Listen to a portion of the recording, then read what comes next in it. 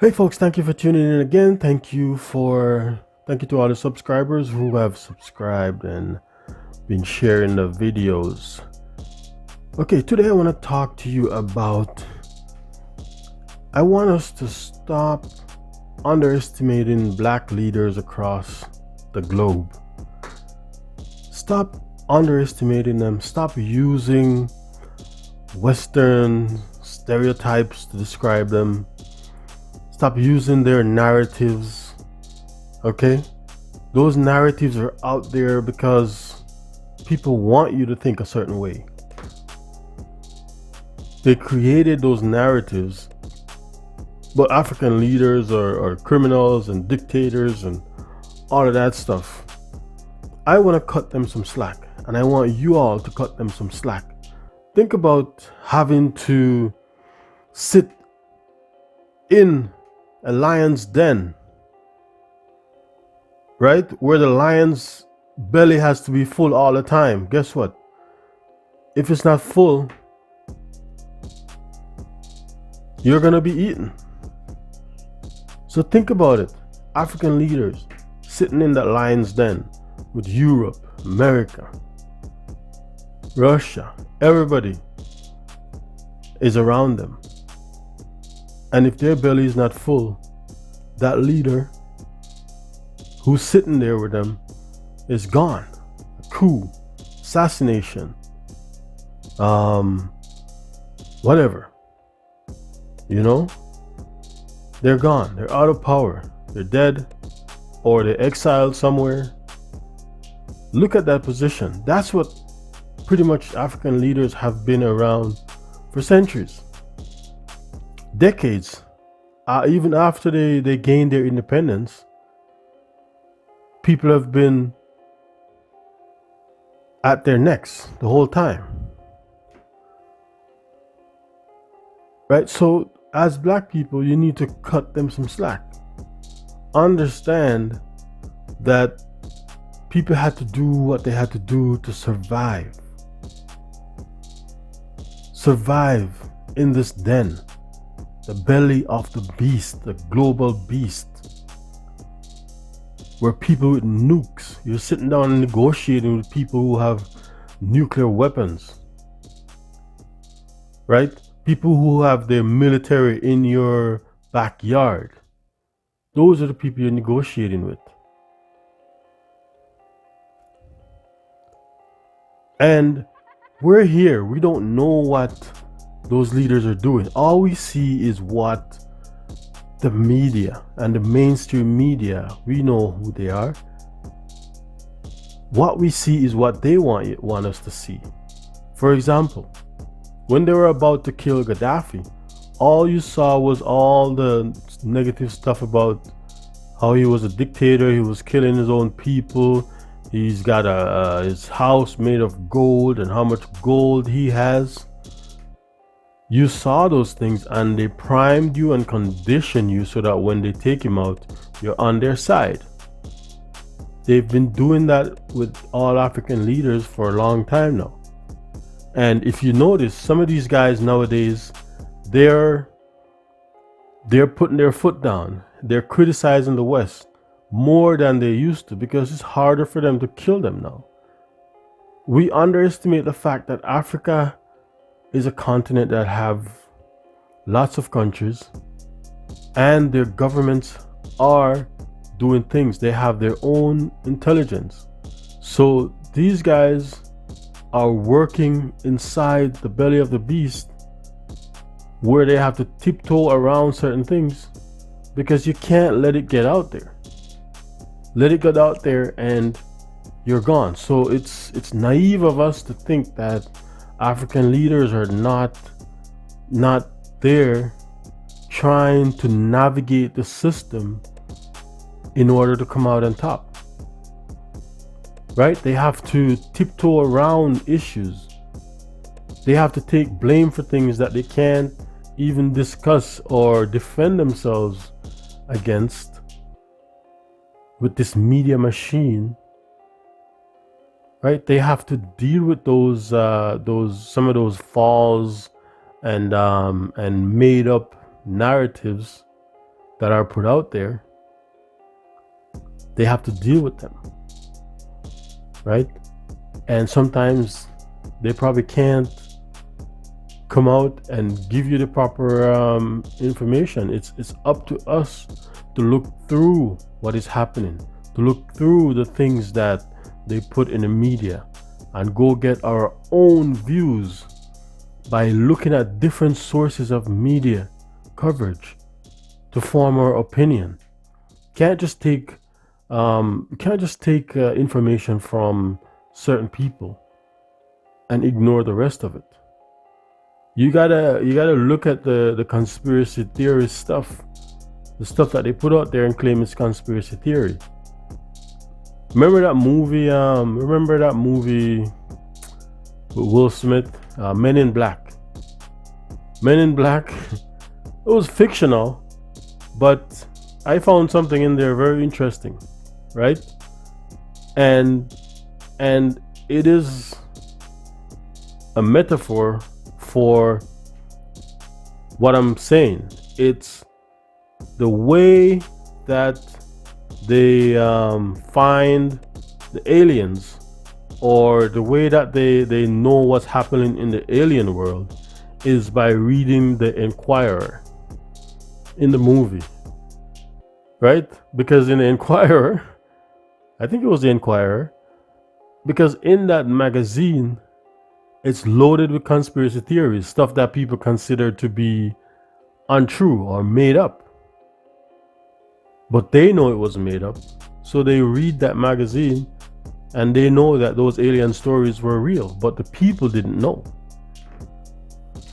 So the way these people work is, if something is out there, right, that may be a true story that is very damaging to them, they will make up other things, stories, and put out there themselves.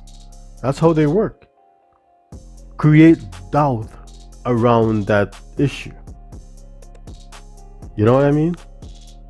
They do those things. They put tons of information, because remember, they control the media. They put tons of information out there to confuse you, to not believe whatever it is that's supposed to be true. Right? So the connection I'm trying to make is that you should look to other forms of media for information, even the information that they say are conspiracy theory. You should listen to those things. I'm not saying you should listen and believe all of it. What I'm saying is listen to it, right? Listen to all of them and make your own decision. And don't be a part of this generation where you're addicted to sound bites, right? Where you have just enough information, just the headlines, and you move on, because we're so addicted to this instant gratification thing where we don't have time anymore to listen to a full story or to read a full article. I know that because it affects me too. Sometimes it's hard for me to read through a full article, even though it is required to get the full picture. But these people know that we're addicted to the headlines, so they've done the headlines in a genius way to control what you think. Think about the YouTubers who use like clickbaits, right? Those clickbaits are sometimes the only thing that a person will see from that video. Some people just look at the clickbait and they just run with that. And that's very dangerous. Very dangerous.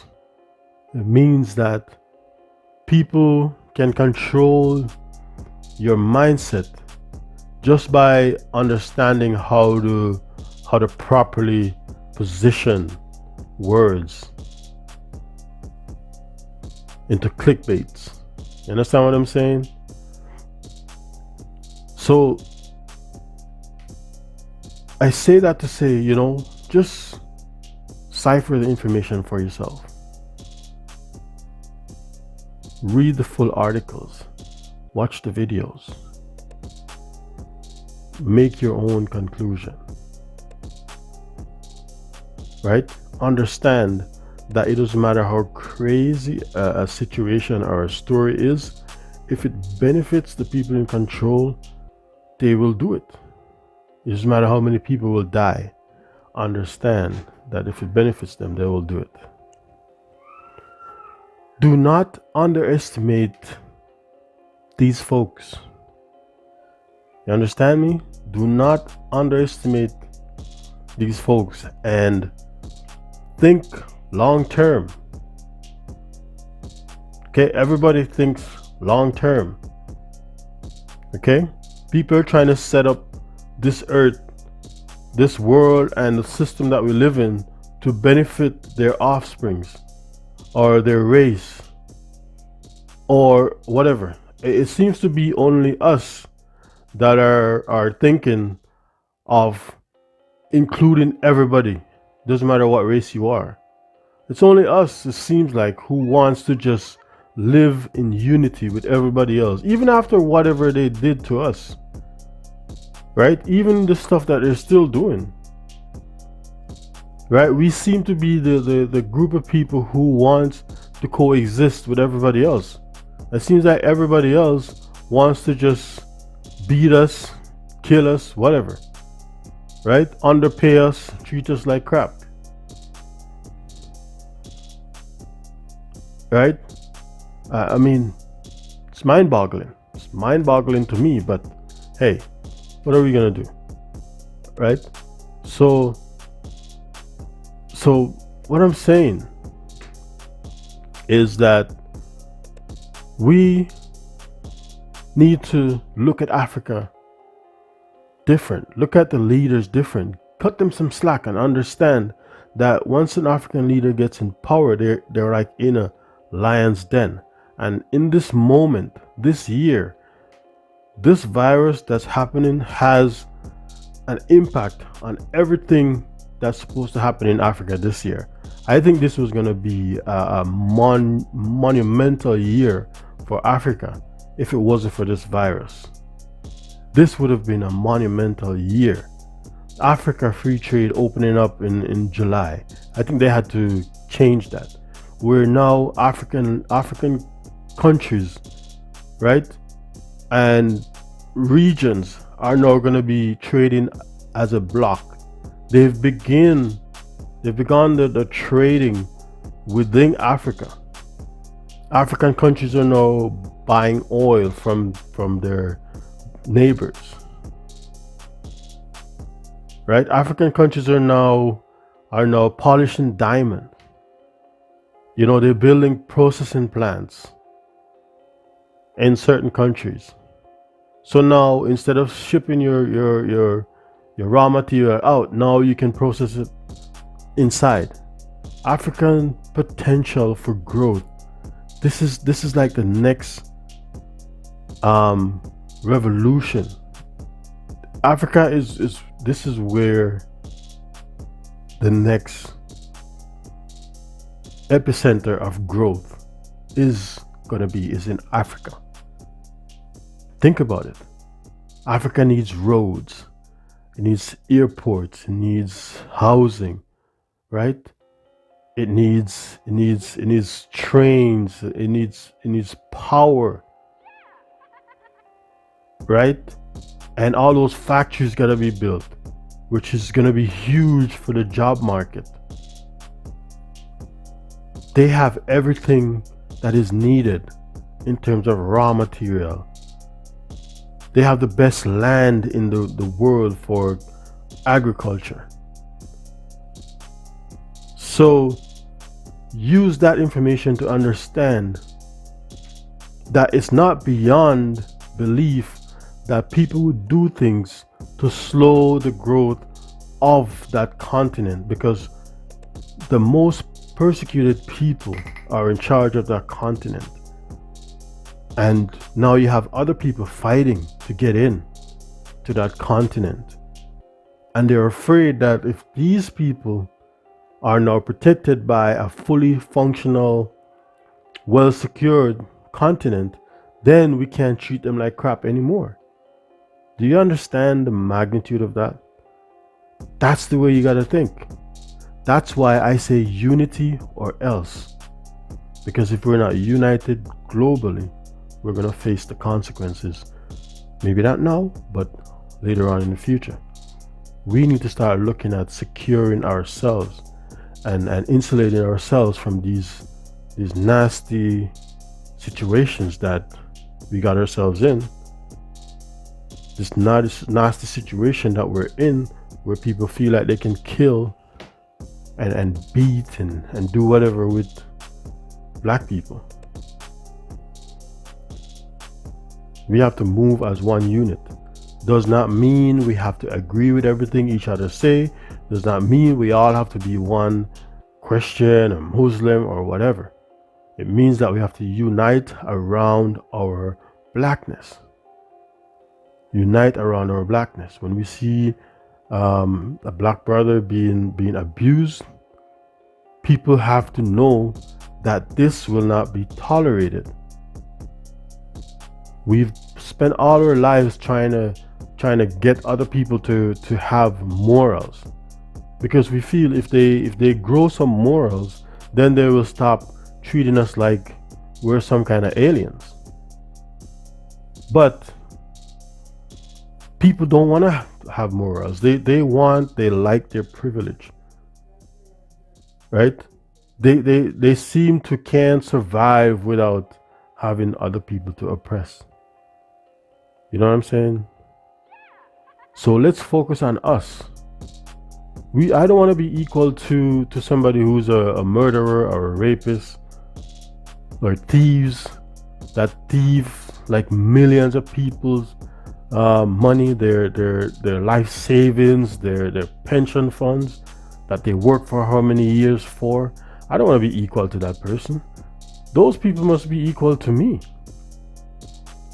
right? They got to come to my level, because I'm not out here like dropping bombs and killing thousands of people because I want somebody's oil, or I wanna control somebody's economy, so I destabilize their country by killing how many innocent people.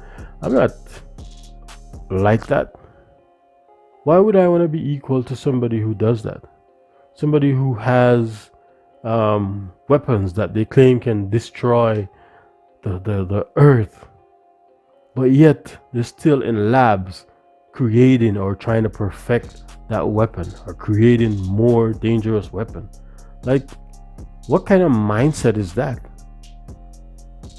That people spend billions of dollars on military machine to kill people, and people are starving. What kind of mindset is that? Right? I don't want to be equal to that. You shouldn't want to be equal to that. Nobody should want to be equal to that.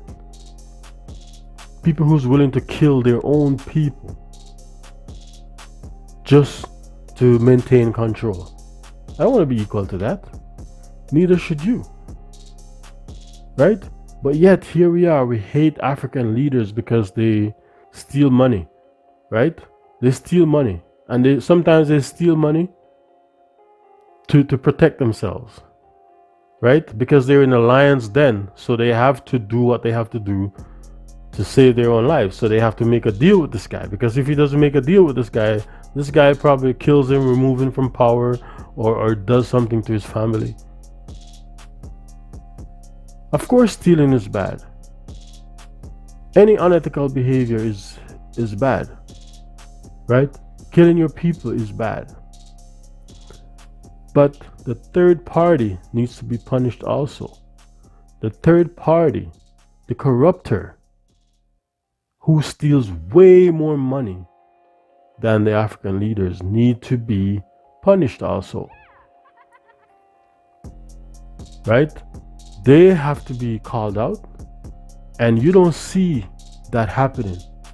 Anytime you see some report being released about them stealing money, In no time, that stuff is gone from the public eye.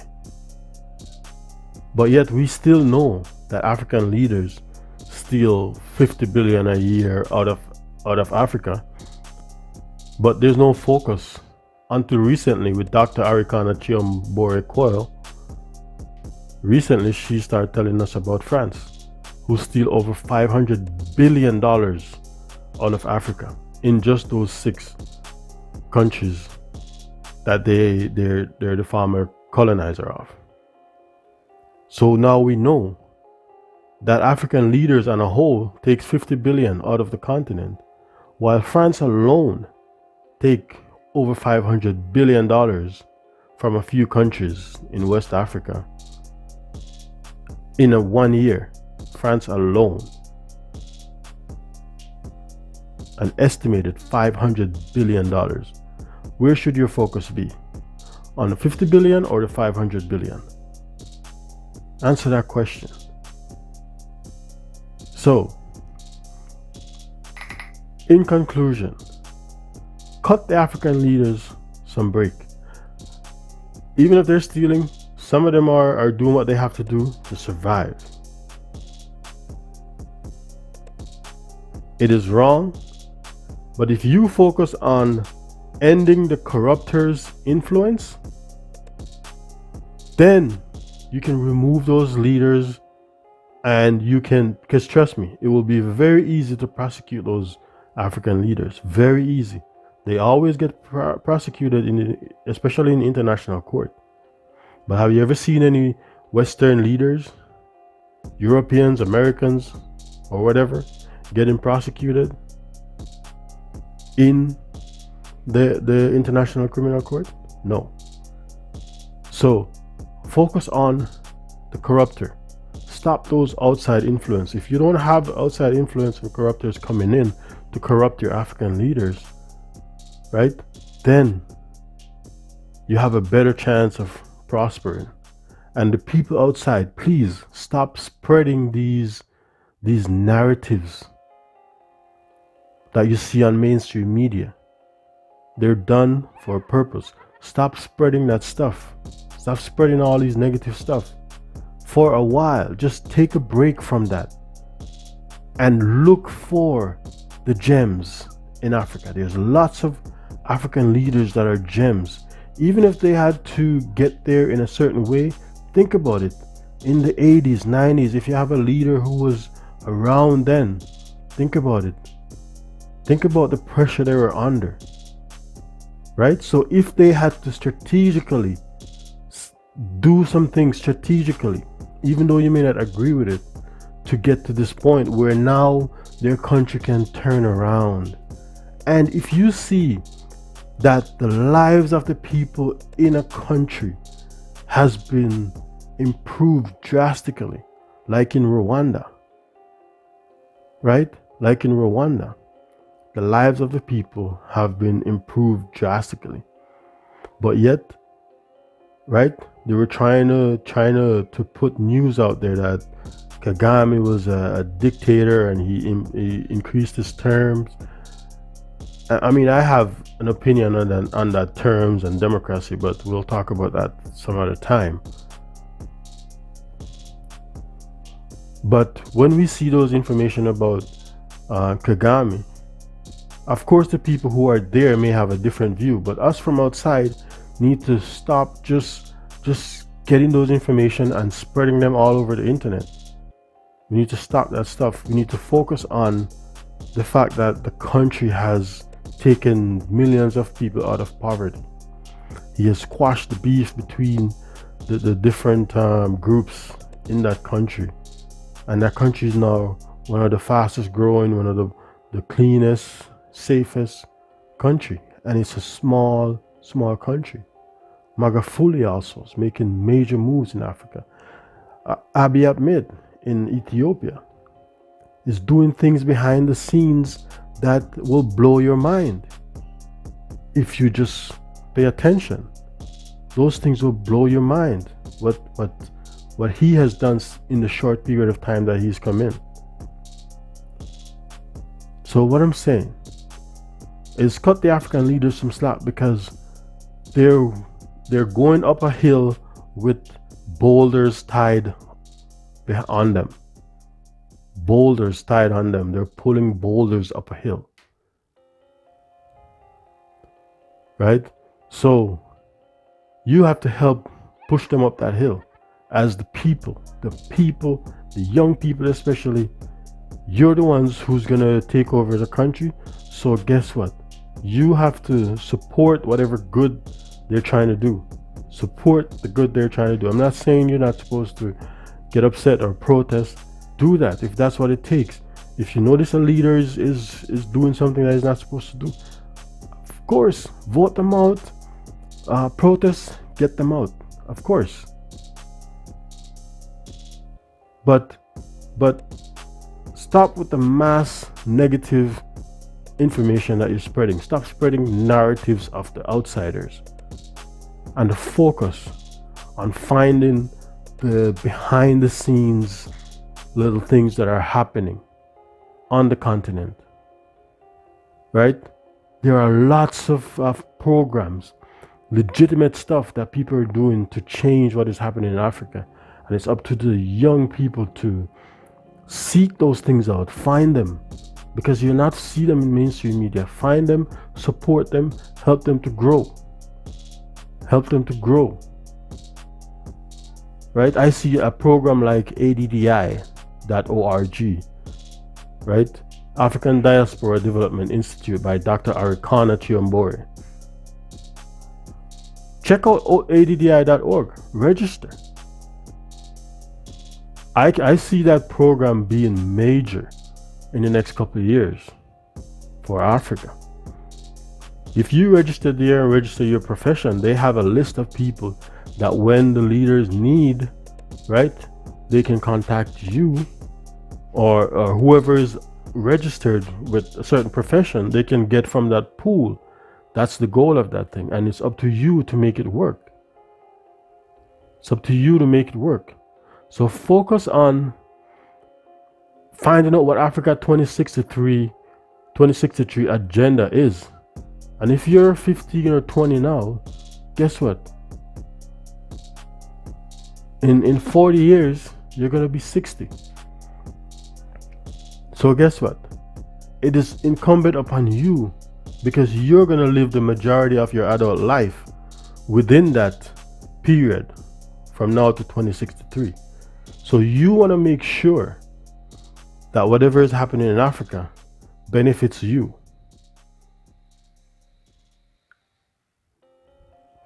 So for the young people, get involved in knowing what's happening around Africa. Pay attention to Africa, because a strong Africa only means one thing for us all, especially in the diaspora: safety and security. Who doesn't want that? So folks, pay attention to what's happening. Help Africa to grow. Even with her problems, accept her, love her, help her to grow, so that you have somewhere to go where people will respect you for who you are and not treat you like crap because your skin is dark. And that's why I say unity or else. Okay, folks, thank you for tuning in. If you like what you heard, please share, please like, and subscribe to the channel, and drop me a comment. Let me know what you think.